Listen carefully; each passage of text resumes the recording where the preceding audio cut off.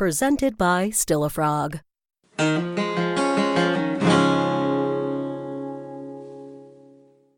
I'm actually doing this, she thought, as she buckled her seatbelt and gazed out the little window, watching the other planes taxi out and take off. She inhaled deeply and tried to calm the butterflies in her stomach. This will absolutely prove to be either the most romantic or the most deranged thing I've ever done. This journey was exactly what she'd dreamt about from the very first moment they had spoken. She couldn't believe she had finally thrown caution to the wind and was now flying across the country to see a man she'd met online almost 6 months ago. Her instincts told her there was something singular about the connection she felt with this man. She couldn't begin to explain her emotions to anyone, including herself, but she knew she had to make this trek to determine if the man she had conjured was real or just an elaborate daydream. Since her divorce 7 years ago, she had met and dated her fair share of men. Some lasted a few weeks, some a few months, and a couple lingered on long past the time she should have called it off. They all brought something into her life, and she remained friends with a few of them, and a couple she never ever hoped to see again. Most of them were decent. She'd had some fun and learned several valuable life lessons, but she'd not felt the kind of everlasting intensity that she so fiercely wanted. She'd finally come to appreciate her true self-worth and was no longer willing to settle for anything less than the man for her. She wasn't looking for absolute perfection in a man, but she did have an extensive checklist of the high-quality characteristics she wanted.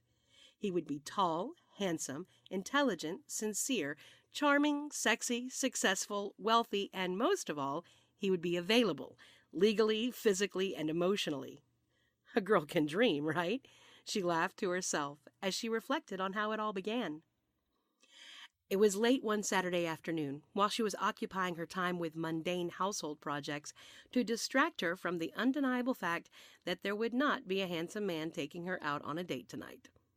He had sent her a message that was impossible to ignore.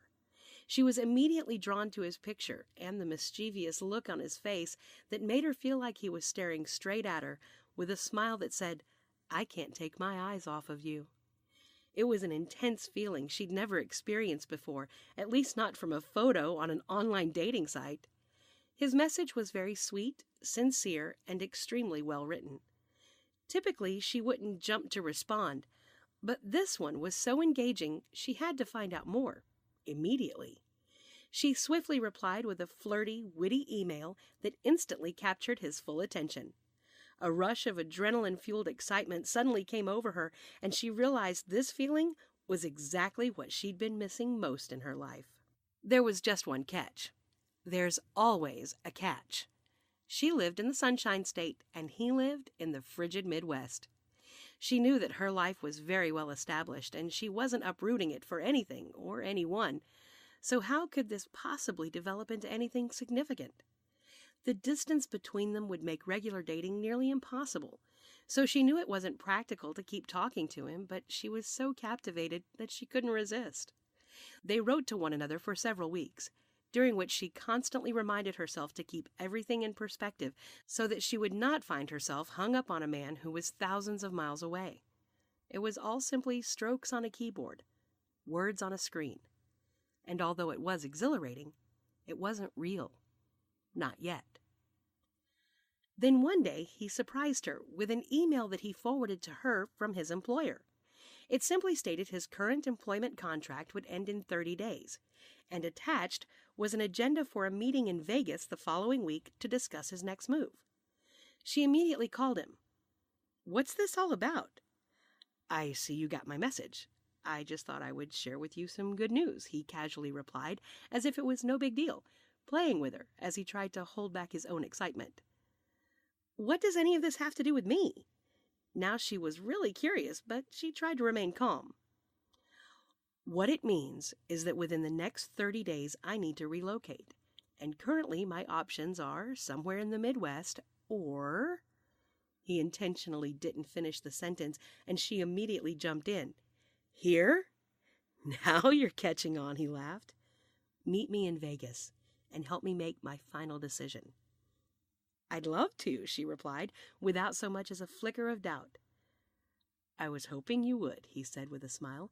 I'll forward you all the details. This is the opportunity of our lifetime, and I can't wait to take our relationship to the next level. This can't be happening, she thought as she hung up. Are we really going to finally meet? Was he seriously ready to move here and give this a try? She felt a sudden rush of panic and certainty simultaneously. So today was the day, the moment of truth. She felt excited, nervous, scared to death, and just about every other emotion all at once. She tried to remain calm as she watched the final few passengers shove their belongings into the overhead bins. She prayed the seat next to her would remain vacant so she wouldn't have to talk to anyone or answer any probing questions about where she was going or who she was going to see. She was a horrible liar. She put on her headphones, the universal signal that she did not want to communicate with anyone, and stared out the window. "Excuse me, honey. Could you take this, please?" A frail, older woman with a strong Southern accent said as she held out her enormous purse. She graciously took the bag, intentionally avoiding eye contact, and waited while the old lady struggled to stow her carry-on. I am not engaging in conversation, she told herself. There is no way in hell I'm going to tell anybody that I'm on my way to Vegas to spend the weekend with a man I met on an online dating site. Not a chance. Not going to happen. She knew exactly how ludicrous it sounded, and she envisioned the look of horror she would get from this sweet little lady. "Thank you, honey. You're a dear." The woman smiled and took her purse back and clutched it tightly in her lap. "My pleasure," she responded with a smile, then quickly pulled out her phone and tried to appear to be doing a last-minute check on emails and Facebook. The woman had been closely watching her, looking for an opportunity to strike up a conversation. When the familiar Facebook news feed popped up, she said, "Oh, that Facebook. That's what got me into this in the first place." Realizing there was no way to avoid conversation at this point, she removed her headphones and smiled. "You're on Facebook?" she questioned, as she assumed this little old lady was at least 100 years old and couldn't possibly be active on Facebook. "My youngest granddaughter, bless her heart, she's just 9 years old and smart as a whip. She set me up on it and spent the entire afternoon making sure I knew everything about it so I could keep up with her and all of my grandchildren." "That's fantastic. You must be very proud of her." "I am. But what she didn't tell me was that everyone in the world could find you on that thing, and you wouldn't believe who appeared out of the blue looking for me. My high school sweetheart, the one that got away so many years ago." "That's sweet. I bet you were quite the couple." "We had a whirlwind romance, but we were on different paths, and looking back, it seems to have ended as quickly as it started. And yet I never forgot about him. The thought of him always brought a smile to my face. However, I never imagined I would ever see him again. It was just a teenage crush, but here I am now, just 3 months after he found me on Facebook, on my way to meet him, in Vegas of all places. My kids think I've lost my mind, and my oldest son almost insisted that he chaperone, but I told everyone I'm an independent woman and I make my own decisions. I can go to Vegas if I want.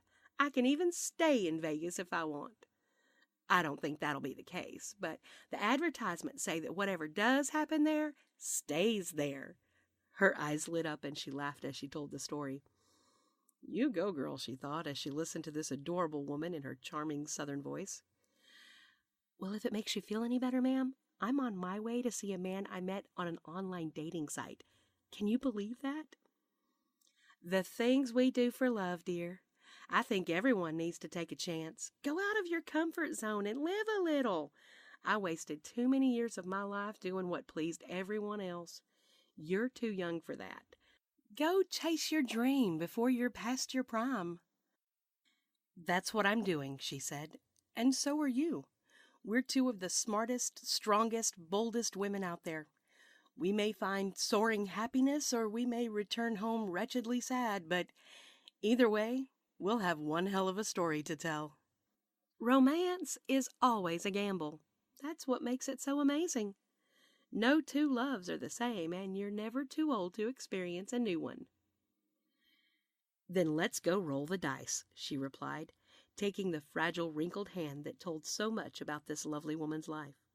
They settled back into their seats, sighed deeply, and closed their eyes as the plane roared off into the night sky.